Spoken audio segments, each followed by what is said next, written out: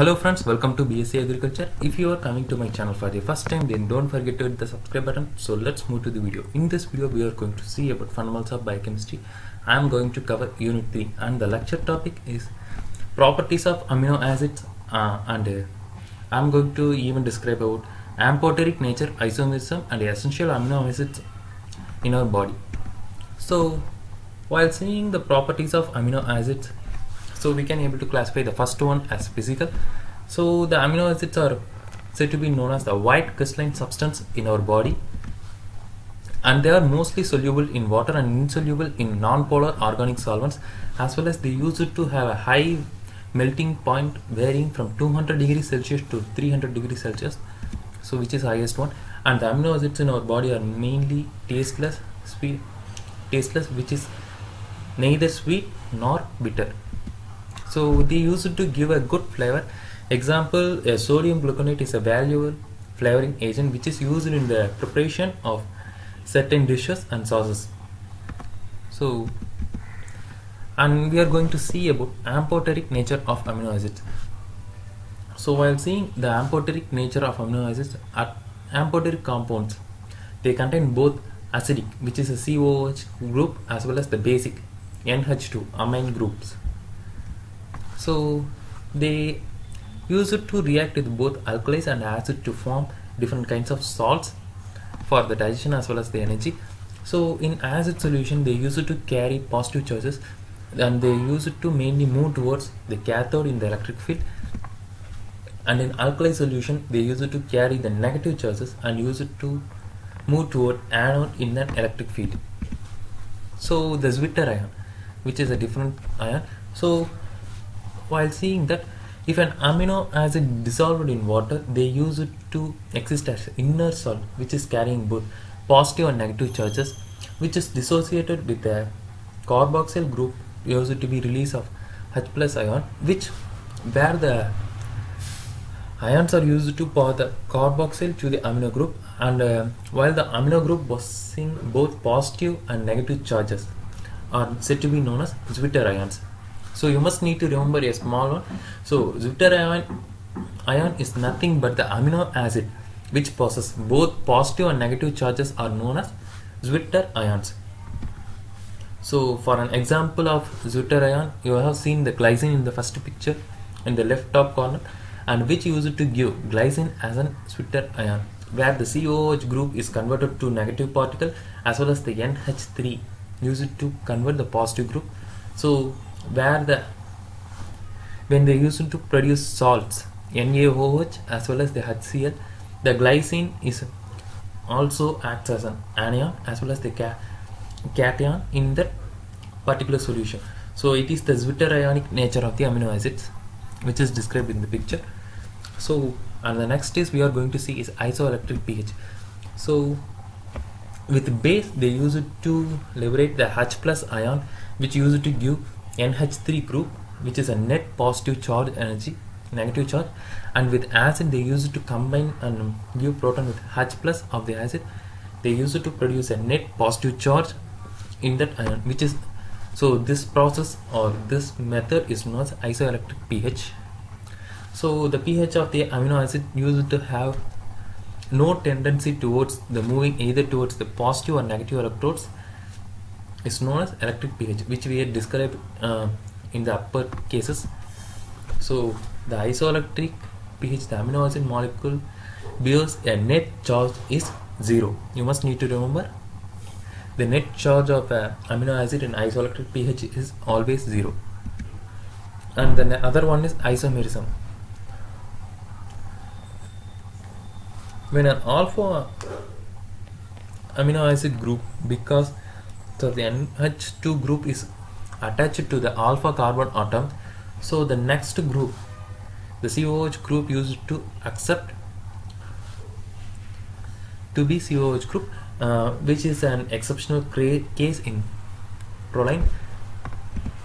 So and all amino acids possess asymmetrical carbon atom at the alpha carbon position, so except glycine. So these are, as well as the presence of asymmetrical carbon atom and amino acid groups exist in optically active forms.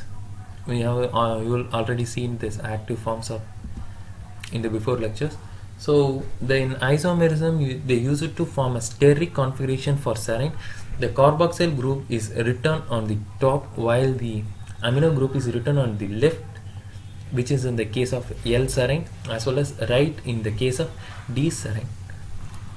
Based on the dextro and dextro territory, the right means it is a D-serine, as well as in the left it is known as L-serine. You must need to remember that. So these are the structures of D and L isomers.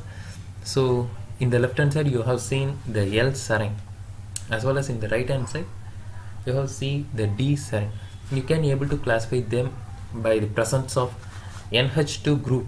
If it is present in left, it is known as L-serine, or else it is present in right, it is known as D-serine. It's how you can able to remember those isomers.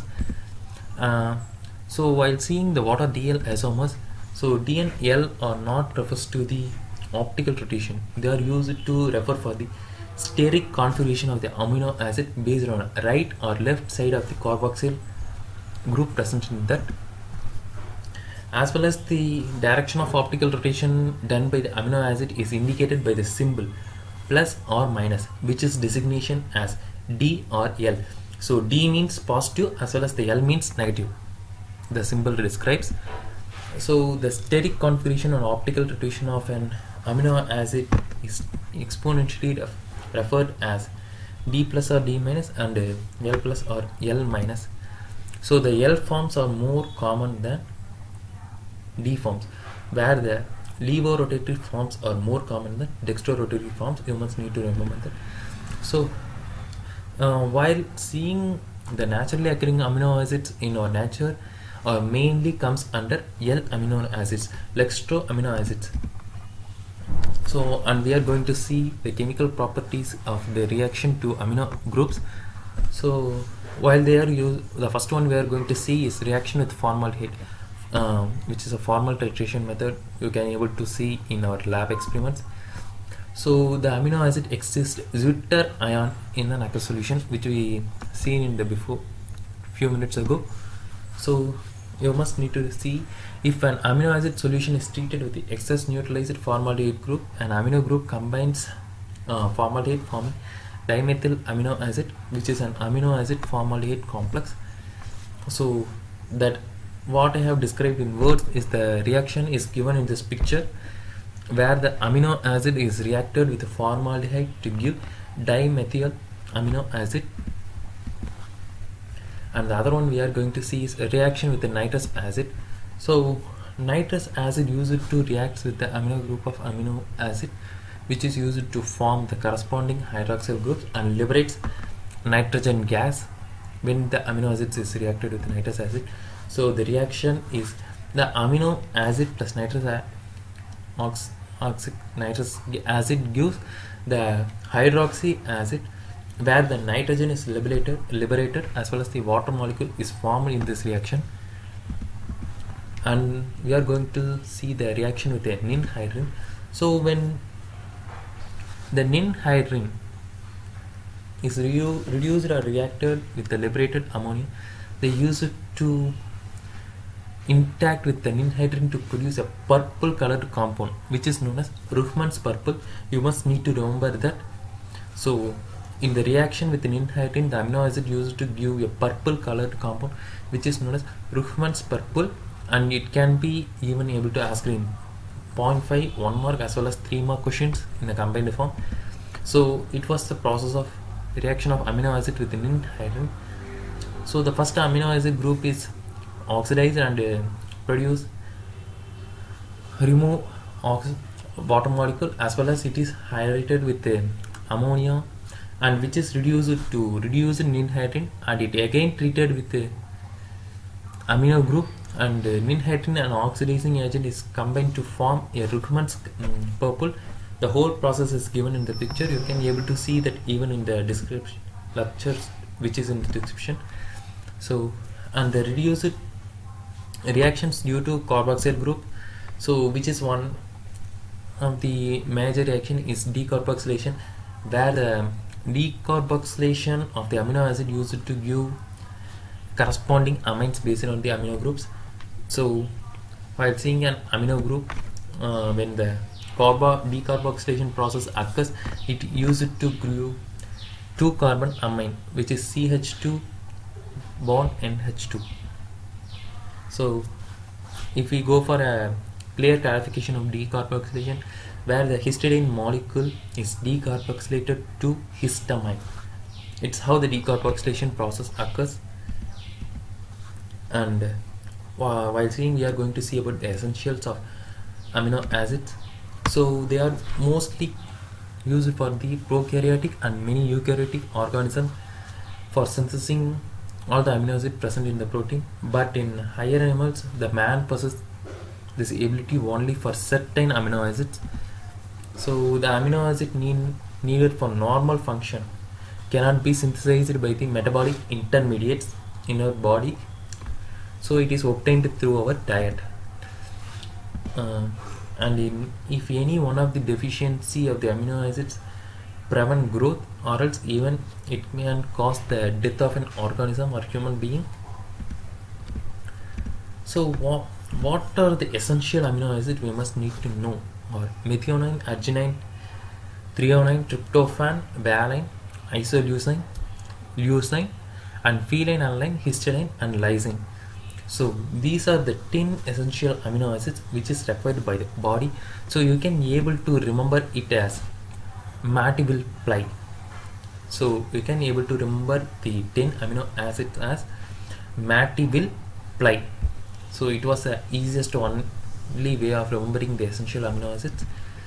And we are going to see the peptide bonds in the amino acids. So the amino acid is which is usually triggered by the linked formation of covalent bonds. They are formed by alpha carboxyl group of amino acid and the alpha amino group of the next amino acid, which is in peptide bond. So the bond formed by the carboxyl and amino group after elimination of water molecule is known as a peptide bond, and the compound formed is known as a peptide. So the formation of peptide is given in this picture, where the 2 amino groups are used to remove the water molecule from them in the combination, and a peptide bond is used to be formed in between them. So in the final structure you can able to see the N terminal and the C terminal of the formation of peptide bond in these amino acids. So the peptides are used to have a psychological interest. So the first one we are going to see is glutathione, which is commonly occurring tripeptide, which is known as alpha glutamyl cysteine glycine, which is the role in detoxification of toxic compounds in psychological system. And as well as we are going to see is nanopeptides, where they are used to contain 9 amino acid groups.